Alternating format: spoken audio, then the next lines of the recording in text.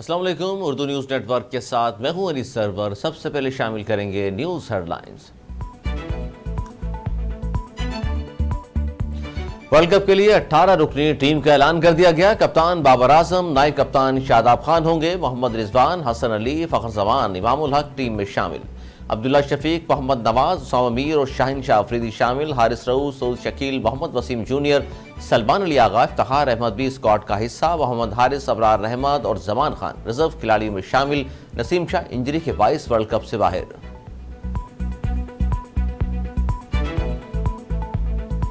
نگراں وزیراعظم انوار الحق کاکڑ آج اقوام متحدہ کے جنرل اسمبلی اجلاس سے خطاب کریں گے۔ مسئلہ کشمیر اور دہشت گردی کی لہر سمیت افغانستان کی صورتحال اجاگر کیے جانے کا امکان۔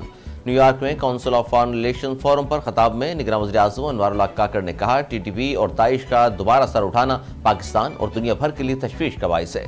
ٹی ٹی پی اور داعش سے درپیش خطرات مل کر سامنا کرنا ہوگا۔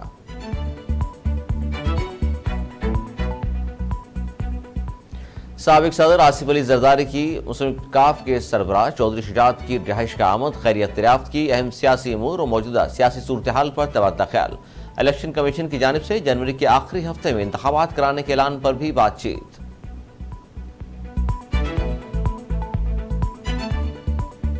سرگودا میں موٹر وے پر پشاور سے لاہور جاتے ہوئے مسافر بس الٹ گئی، 3 افراد جاں بحق، 15 زخمی۔ ریسکیو ذرائع کے مطابق موٹر وے پر کوٹ مومن انٹرچینج کے قریب ٹائر پھٹنے سے مسافر بس الٹ گئی۔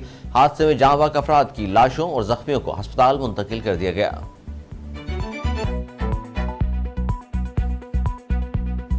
محکمہ موسمیات نے آج سے 24 ستمبر تک ملک بھر میں بارشوں کے نئے اسپیل کی پیشگوئی کر دی۔ کراچی اور حیدرآباد سمیت سندھ کے بیشتر علاقوں میں موسلادھار بارش کا امکان۔ تیز بارش کے باعث سجاول، عمرکوٹ، ترپاکر سمیت بعض نشیبی علاقے زیر آب آنے کا خدشہ۔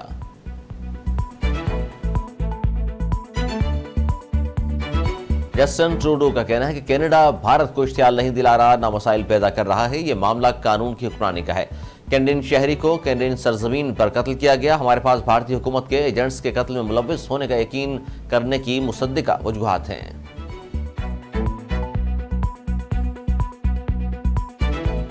امریکہ نے سکھ رہنما ہردیپ سنگھ کے قتل کا الزام بھارت پر لگانے کے معاملے پر کینیڈا کے ساتھ کسی بھی کشیدگی کی تردید کر دی۔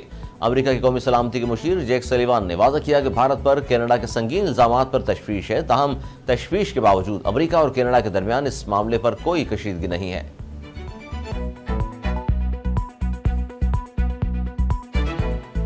اور پاکستان کرکٹ ٹیم کے فاسٹ بالر شاہین شاہ افریدی اور سابق کپتان شاہد افریدی کی دوسری صاحبزادی انشا افریدی کی دعوت ولیمہ کی پروقار تقریب۔ کھلاڑیوں سمیت صحافیوں، سیاسی رہنماؤں، سفارتکاروں، سابق اعلیٰ فوجی افسران کی شرکت۔ آصف غفور، عاصم سلیم باجوہ کی ولیمے میں شرکت توجہ کا مرکز بنی۔ شاہد افریدی نے سوشل میڈیا پر تمام مہمانوں کا شکریہ ادا کیا۔